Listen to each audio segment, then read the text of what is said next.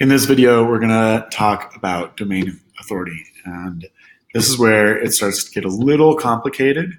You don't really need to know too much about domain authority other than the overall premise of domain authority. Domain authority is essentially hierarchy on the web. Just as in our legal system, you have your president, you have your cabinet, you have your chamber, you have then your state mayor or state governor, then state mayor, then your state house of reps, and then you have your city mayor, your city council. That's in our government a hierarchy. In a business, it's president or CEO, your C-suite of CEO, CMO, CFO, then it's your directors, then it's your managers, then it's your coordinators, then it's your more managerial entry level people, and so on, so on, so on, so forth. That's how we might call working up the ladder, right? You have to go and work up the ladder. Well, the same premise applies in Google's eyes as far as what are the websites or outlets that have the highest authority. So here's going to be a little interactive part. I got Lizzie here with me this summer, and we're going to ask, when it comes to our business or any business being able to be found in a media outlet, is it more impactful or less impactful? Scratch that. Is it more impactful to be found in the Denver Post or the Huffington Post? I'd say the Huffington Post because it's a national. Because it's a national outlet. Is it more? So we get the idea, right? So I don't want to beat dead horse. This is a very simple concept.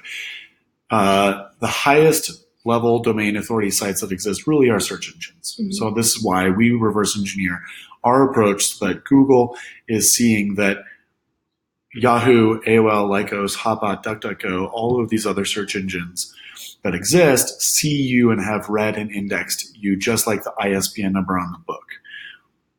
The second in line, as far as what do you think the second most important or second most domain authority outlets are? What's like the second most, besides search engines, what's the most credible outlets or websites you could think of? I guess news sites. She said news sites, which is the third. There's one above that. And that would be your government agencies, your .gov or your .edu. That's because on educational institutions and your government agencies, they're not going to have references or links or information on there that they cite that hasn't been fully vetted, that isn't as legit as it can be. I'm not going to say 100%, but that's where if you're ever able to get a site for a business that you work with to have a reference in some sort of educational platform or reference by a government, those are gold because they're so valuable and they're seen with such high clout. But then there are news publications. And news publications, even then, there's a wide variety. It's way better to be able to get your article seen or found within a Huffington Post, a New York Times, a Bloomberg, than it would be even a Denver Post, a Boulder Daily, your regional area. So while, yes, the Denver Post is great, it's not nearly as great as your regional. And then there's even industry. We will submit through National Newswire to industry-related outlets. If you're in the technology space, there's Wired and there's TechCrunch, and there's a whole variety within solely just industry-related outlets. And actually, industry-related outlets are far more relevant than even state, unless you're a state business. But if you're in, say, technology, you'd want to be found in tech because that's nationwide rather than your state Denver Post. That's not nearly as important and relevant. So even with the news outlets, there's some. As we start to trickle below that, there's less and less. So I think this is a great article on Moz for domain authority that you should read. Some good videos that will explain kind of the same type of thing that I'm talking about. But I think the easiest way I've seen and heard to talk about domain authority is this premise. And you'll see here that they'll be talking about domain authority like 40 and 50 links. Those are your perhaps Elite Daily, Elephant Journals, your Mozes of the world that have just years of content and a ton of articles and people that have contributed to them. And then your 20s to 30s are your more industry-related outlets. Your 10s to 20s are, more forums, blogs, online outlets and bloggers and publications where a smaller community of smaller people with less influence and less visibility, less people are actually going and visiting those sites. But they're still relevant, but it's just not at the scale and magnitude that your Huffington Posts are. Then you start to see even social media. Google is indexing Twitter and Instagram and Facebook. That's why your Facebook page for a business shows up, or as even an individual shows up. So social media is important.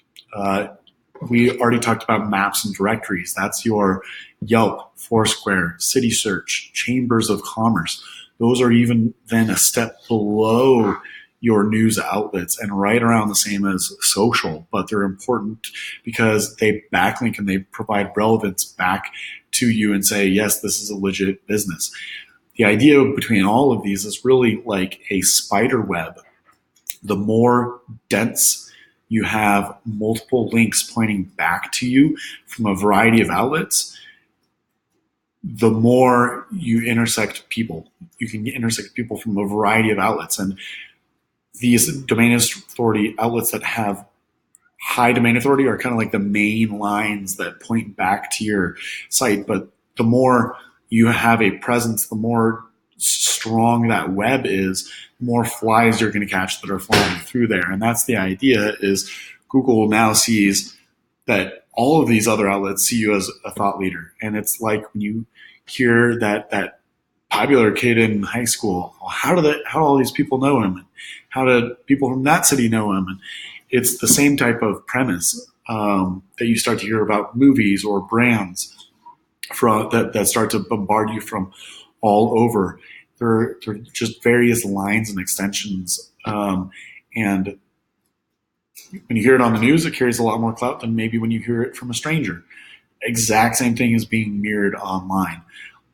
Lowest domain authority or lowest things in this kind of hierarchy of scale include things like when people open a link through your email. When you bookmark things, that's important because it says, oh, look, under digital, Eric comes and wants to reference these, so he might come back to these. Well, if you've bookmarked it, that's important to be able to show, hey, that's of relevance, but it's not nearly as important as being found in the Denver Post.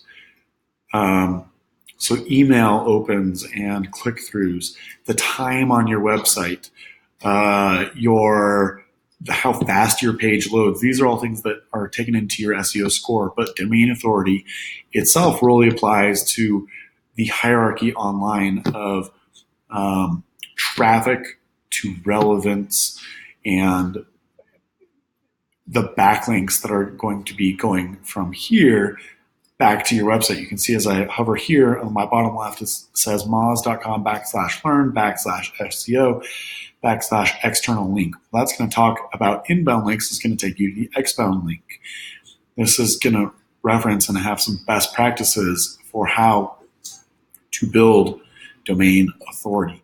The more domain authority, the more relevance you have, the the more Google is going to see you as an expert when you apply and abide these principles, just like you would in grammar, and as you start to build, articles and things in your rhetoric, and tools that you have through school, the more you're proficient at being able to write amazing articles and share your point and argue things constructively.